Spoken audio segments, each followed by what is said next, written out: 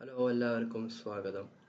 ഇന്ന് നമ്മൾ പറയാൻ പോകുന്നത് ഫ്രീഡം ഓഫ് സ്പീച്ചിനെ കുറിച്ചാണ്. നമ്മുടെ രാജ്യത്ത് ഫ്രീഡം ഓഫ് സ്പീച്ച് ഉണ്ടോ ഇല്ലയോ എന്നതിനെ കുറിച്ചാണ്. ഫ്രീഡം ഓഫ് സ്പീച്ച് ആത്യന്തികമായി ഉണ്ടോ എന്ന് ചോദിച്ചാൽ നമ്മുടെ രാജ്യത്ത് ഉണ്ട്. ഫ്രീഡം ഓഫ് സ്പീച്ച് ഉണ്ട്, പക്ഷേ അത് ജസ്റ്റ് കോൺസ്റ്റിറ്റ്യൂഷനിൽ മാത്രമേ ഉള്ളൂ. ഇന്ത്യക്ക് പ്രാവർത്തികമായ ഫ്രീഡം ഓഫ് സ്പീച്ച് ഇല്ല. ഇന്ത്യക്ക് വേണമെങ്കിൽ theoretically we have freedom of speech, but practically we don't have A freedom of speech. കാരണം എന്ന് വെച്ചാൽ ഗവൺമെൻറ്റിനെതിരെ ഗവൺമെൻറ്റിന് താല്പര്യമില്ലാത്ത ഏതൊരു കാര്യം പറഞ്ഞാൽ പോലും ജനങ്ങളെയോ ഓർഗനൈസേഷനെയോ ഏതൊരു ഗ്രൂപ്പിനെയോ പിടിച്ച് ജയിലിലിടുന്ന ഒരു വസ്തുതയാണ് ഇന്ത്യയിലുള്ളത്. ഇന്ത്യയിൽ ആർക്കും സ്വസ്ഥമായിട്ട് ജീവിക്കാൻ പറ്റുന്നില്ല എന്ന് മാത്രമല്ല, സ്വസ്ഥമായ അഭിപ്രായങ്ങൾ പറയാൻ പോലും പറ്റുന്നില്ല. അത് ഗവൺമെൻറ്റിനെതിരെ നിങ്ങൾക്ക് താല്പര്യമില്ലാതെ എന്ത് കാര്യം പറഞ്ഞാൽ പോലും, ഗവൺമെൻറ് പാർട്ടിയുടെ ഐഡിയോളജി എതിർത്താൽ പോലും മാരകമായ സൈബർ അറ്റാക്കും നിങ്ങളുടെ ഫ്രീഡം ഓഫ് എക്സ്പ്രഷനെ തന്നെ ഭീഷണിയാക്കുന്ന തരത്തിലുള്ള കമൻറ്റുകളും തരത്തിലുള്ള എന്താ പറയുക ആരോപണങ്ങളും വന്ന് നിങ്ങൾക്കെതിരെ ഉയർന്നു വരുന്നത്. സോ അങ്ങനെയുള്ള ഒരു രാജ്യത്ത് ഫ്രീഡം ഓഫ് എക്സ്പ്രഷൻ ഉണ്ടോ എന്ന് ചോദിച്ചാൽ എൻ്റെ അഭിപ്രായത്തിൽ അത് വളരെ കുറഞ്ഞുകൊണ്ടിരിക്കുകയാണ്. അത് വലിയൊരു ഡേഞ്ചറിലേക്കാണ് പോകുന്നത്. സോ ഇന്ത്യ ഒരു ഡെമോക്രാറ്റിക് കൺട്രി ആണോ എന്ന് നമ്മൾ വീണ്ടും ആലോചിക്കേണ്ട സമയം എത്തിയിരിക്കുന്നു. Is India really A democratic country? കാരണം വെച്ചാൽ ഡെമോക്രസി എന്ന് പറഞ്ഞുകൊണ്ട് മാത്രം കാര്യമില്ല. ഡെമോക്രസീൻ്റെ പേരിൽ ഏകാധിപത്യം നടപ്പിലാക്കുന്ന ഒരു രാജ്യമാണ് ഇന്ത്യ എന്ന് പലപ്പോഴും തോന്നിയിട്ടുണ്ടെന്ന് മാത്രമല്ല, സമീപകാല സംഭവ വികാസങ്ങൾ അതിനെ സൂചിപ്പിക്കുന്ന തരത്തിലാണ് മുന്നോട്ട് പോകുന്നത്. കാരണം വെച്ചാൽ വെറുതെ ഫ്രീഡം ഓഫ് സ്പീച്ച് നമ്മുടെ രാജ്യത്ത് ഉണ്ടെന്നോ ഡെമോക്രസി ഉണ്ടെന്ന് പറഞ്ഞിട്ട് ഒരു കാര്യമില്ല. അത് പ്രാവർത്തികമായി നടപ്പിലാക്കാനും ജനങ്ങൾക്ക് അതിൻ്റെ ഗുണങ്ങൾ മനസ്സിലാക്കാനും സാധിക്കണം. പക്ഷേ ഓരോ ദിവസവും ഓരോരോ കോടി ജനങ്ങൾ ഇന്ത്യ വിട്ടു പോവുകയാണ്.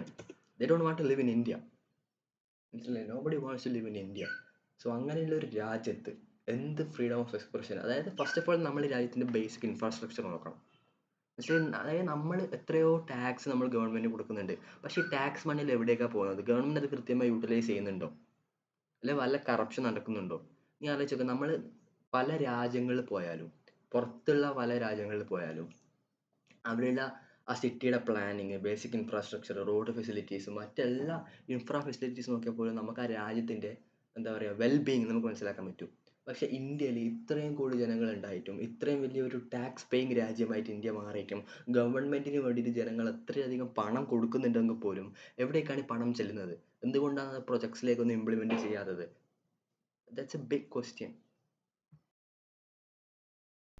ഈവൺ ഇഫ് ഞാനിപ്പോൾ റെക്കോർഡ് ചെയ്യുന്ന വീഡിയോയിൽ പോലും ഇപ്പോൾ BJP ഗവൺമെൻറ്റിനോ അല്ലെങ്കിൽ ഏതെങ്കിലും രാഷ്ട്രീയ പാർട്ടിക്കോ താല്പര്യമില്ലാത്ത ഐഡിയോളജിയോ കാര്യങ്ങളോ ഞാൻ പ്രൊമോട്ട് ചെയ്യുന്നുണ്ടെങ്കിൽ ഈ ചാനലിന് വരെ വന്നിട്ട് തെറി വിളിക്കുന്ന ആൾക്കാരുണ്ടാവും. അതാണ് നമ്മുടെ രാജ്യത്തിൻ്റെ ഫ്രീഡം ഓഫ് എക്സ്പ്രഷൻ.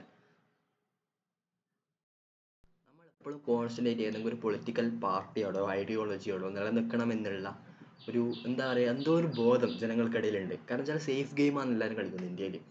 കാരണം എല്ലാവർക്കും അറിയാം നമ്മുടെ രാജ്യം അത്ര നല്ല സ്ഥിതിയിലല്ല, നമ്മുടെ രാജ്യത്തിൻ്റെ അവസ്ഥ വളരെ മോശമാണ്. പക്ഷേ നിലനിൽപ്പിന് വേണ്ടിയിട്ട് ഏതെങ്കിലും ഒരു പൊളിറ്റിക്കൽ പാർട്ടിയുടെ പക്ഷത്തും പിടിക്കുന്ന ഒരു അവസ്ഥയാണ് ഇന്ത്യയിലെ എല്ലാ ജനങ്ങൾക്കും ഉള്ളത്.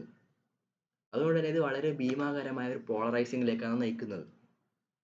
അത് ആൾക്കാർക്ക് അറിയാം, പക്ഷെ ആൾക്കാർ എന്ന് വെച്ചാൽ ഏതെങ്കിലും കേവലം ഒരു രാഷ്ട്രീയ പാർട്ടീൻ്റെ പേടിയിലോ ഭയത്തിലോ ഭീഷണിയിലോ തനിക്കൊരു തനിക്കൊരു ഹാനികരവും സംഭവിക്കരുത് എന്ന പേരിൽ BJP ഗവൺമെൻറ്റിനെ സപ്പോർട്ട് ചെയ്യുന്ന, കോൺഗ്രസിനെ സപ്പോർട്ട് ചെയ്യുന്ന ഒരുപാട് ആൾക്കാരുണ്ട്. പക്ഷെ അവർ ആത്യന്തികമായിട്ട് അവരുടെ ഉള്ളിൽ അറിയാം ഈ കോൺഗ്രസ് BJP അത്ര നല്ല പാർട്ടിയല്ല, അവർ ഐഡിയോളജി അവർ ചെയ്യുന്ന കാര്യങ്ങൾ അത്ര നല്ലതല്ല.